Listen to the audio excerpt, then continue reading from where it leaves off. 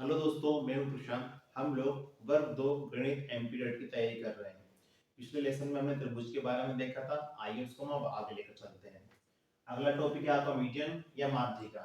ठीक है, माध्यिका ध्यान दीजिए। ये हमारा त्रिभुज है, त्रिभुज पी क्यू आर। ठीक है, मान लेते हैं ये हमारा क्यू आर जो है, इसका मध्य बिंदु ले लेते हैं हम लोग एम। क्यू आर जो हमारी लाइन है, इसका मध्य बिंदु क्या ले लिया, एम। ये शीर्ष है, त्रिभुज के शीर्ष से उसके सामने वाली भुजा के मध्य बिंदु पर एक हमने लाइन बनाया। ठीक है, इसको ज्वाइन करा, एक परपेंडिकुलर लाइन बनाया। इस लाइन को हम इस त्रिभुज की माध्यिका बोलेंगे। त्रिभुज के शीर्ष से उसके सामने वाली भुजा के मध्य बिंदु पर मिलाने वाली रेखा को उस त्रिभुज की माध्यिका कहते हैं। एक त्रिभुज में 3 माध्यिकाएं होती है। इस पॉइंट के लिए हमने ये वाला लाइन मिलाया, इसके सामने इस पी आर का एक पॉइंट की ले लीजिए ए, इनका मध्य बिंदु। पी क्यू का मध्य बिंदु ले लीजिए बी। इसको शीर्ष मानकर इसको ज्वाइंट करा, एक माध्यिका ये हो गई। इसको शीर्ष मानकर इसे ज्वाइंट करा, एक माध्यिका ये हो गई। तो किसी त्रिभुज में 3 माध्यिकाएं होती हैं। ठीक है, तीनों के कटान बिंदु को हम लोग केंद्रक कहते हैं। तीनों के कटान बिंदु को हम लोग केंद्रक कहते हैं। माध्यिका शीर्ष से बिंदु को 2:1 के रेशियो में डिवाइड करती है। शीर्ष से केंद्रक को, माध्यिका ये बिंदु ये वाला है, माध्यिका शीर्ष से केंद्रक को 2:1 के अनुपात में विभाजित कर दी है। यह आपका ऑब्जेक्टिव में क्वेश्चन बन सकता है, अनुपात पूछ सकता है। 2:1 अनुपात में विभाजित करती है। ठीक है, दूसरा त्रिभुज में 3 माध्यिकाएं होती है। ठीक है, ध्यान दीजिए इस चीज को।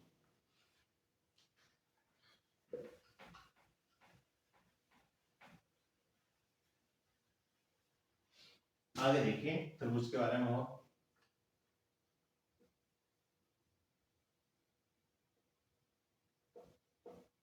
ये हमारा त्रिभुज है। ठीक है, मान लीजिए इसके सामने वाली भुजा ए, इसके सामने वाली भुजा बी। इसको पी नाम दीजिए, पी क्यू आर नाम दीजिए ट्राइंगल को, पी क्यू आर। इस भुजा का नाम ए दिया, इस भुजा का नाम बी दिया, इस भुजा का नाम हमने सी दिया। हेरो का सूत्र, हेरोस फॉर्मूला। किसी त्रिभुज का परिमाप भी होता है पैरामीटर, उसका क्षेत्रफल भी होता है। दोनों चीजें हम उसको ज्ञात कर सकते हैं। किसी भी चीज का परिमाप में कोई सी भी एक आकृति है, उसकी परिमाप क्या होता है, सभी भुजाओं का योग। परिमाप या पैरामीटर, इसका सिंपल सा फॉर्मूला होता है सभी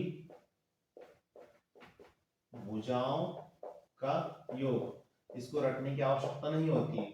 अगर किसी भी आपको कोई आकृति दे दे, बंद आकृति, खुली आकृति, किसी बंद आकृति, तो आपको उसका परिमाप नहीं आ रहा है, तो ये बस ध्यान दीजिए सभी भुजाओं का योग। यहाँ पर 3 भुजा है ए बी सी, तो इसका परिमाप क्या होगा ट्राइंगल का, ए प्लस बी प्लस सी। त्रिभुज की परिमाप कितना होता है, ए प्लस बी प्लस सी। अब आती है इसके क्षेत्रफल के बारे में।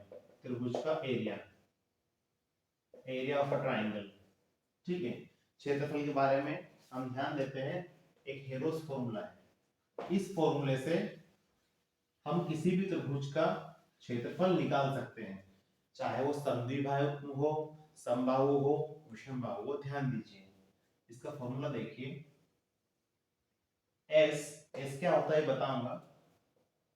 रूट में s minus A, S minus B, S minus c, where s होता है आपका a plus B plus C by 2।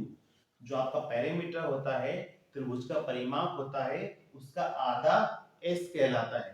ठीक है, और फिर एस निकलने के बाद इस फॉर्मूले में हम लोग वैल्यू पुट करके उसका क्षेत्रफल निकाल सकते हैं। ए बी सी क्या होती है, ए बी सी त्रिभुज की भुजाएं होती है। ध्यान दीजिएगा।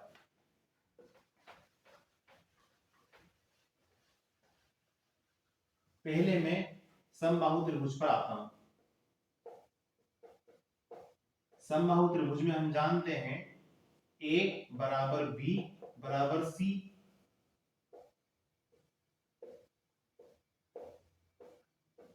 त्रिभुज की जो भुजाएं होती हैं वे कैसी होती हैं? बराबर होती है।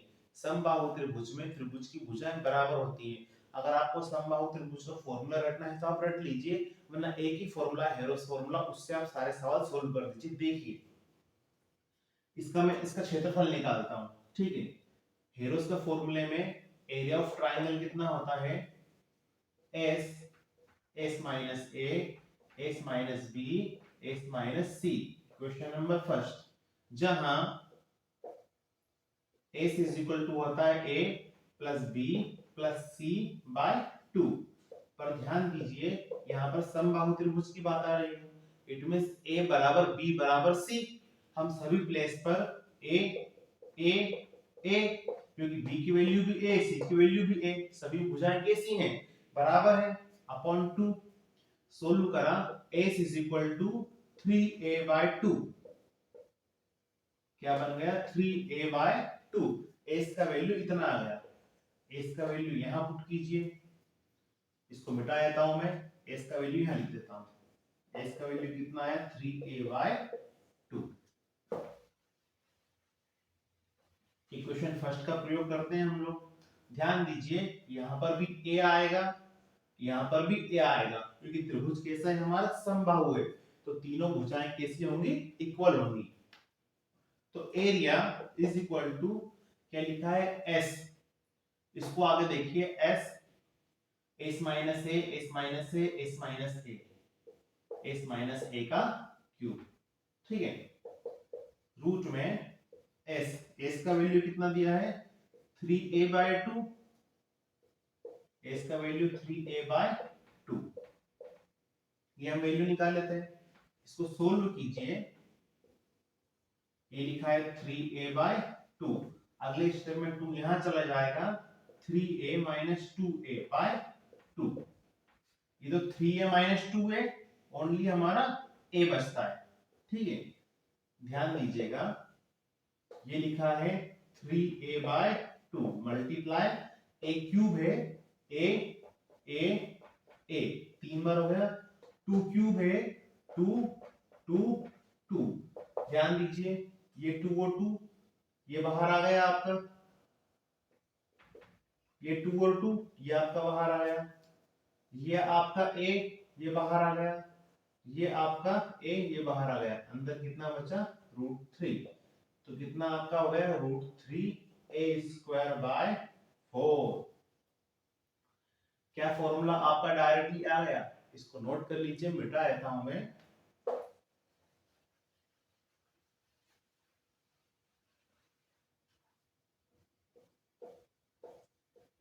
समबाहु त्रिभुज का क्षेत्रफल कितना आ गया आपका? √3/4 इंटू a² या √3/4 इंटू भुजा का वर्ग। यह आपका समबाहु त्रिभुज का क्षेत्रफल का फॉर्मूला आ गया। आप डायरेक्टली यहां पर भुजा आपको देके रहेगा 5 6 3 4 2 कुछ भी सेंटीमीटर, 8 सेंटीमीटर वैल्यू दे रख देगा, पुट करके आप सॉल्यूशन डायरेक्टली इसको निकाल सकते हैं।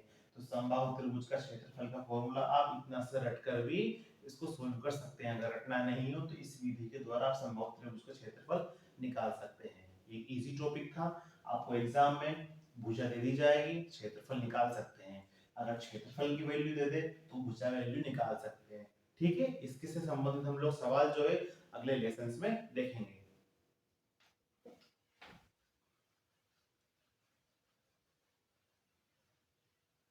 इसी प्रकार विषमबाहु त्रिभुज होता है, इसमें दो भुज समद्विबाहु त्रिभुज होता है, इसमें दो भुजाएं बराबर होती हैं। तो ए और बी ये लेकर आप सोल्व कर सकते हैं। विषमबाहु के लिए आप इसी फॉर्मूले के अकॉर्डिंग आप पूरा सवाल कर सकते हैं।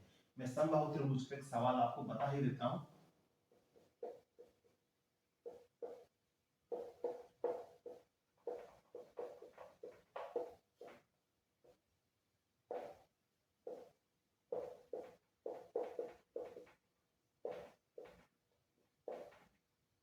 ये आप कमेंट बॉक्स में मुझे बताइए, क्योंकि इजी है, बताने का अर्थ नहीं है, सिर्फ वैल्यू पुट करना है आपको। आपको फॉर्मूला जो था उसमें भुजा का स्क्वायर करना है। समबाहु त्रिभुज की भुजा मैंने 7 सेंटीमीटर दे दी है, इसका क्षेत्रफल आप इजीली इस फॉर्मूले के अकॉर्डिंग निकाल सकते हैं। कमेंट बॉक्स में इसका उत्तर बताइए जो भी है इसका। ठीक है, अगर आपको चैनल अच्छा लगता है तो लाइक कीजिए, सब्सक्राइब कीजिए, शेयर कीजिए, कमेंट्स कीजिए और वीडियो को एचडी क्वालिटी में देखिए। थैंक यू, शुक्रिया।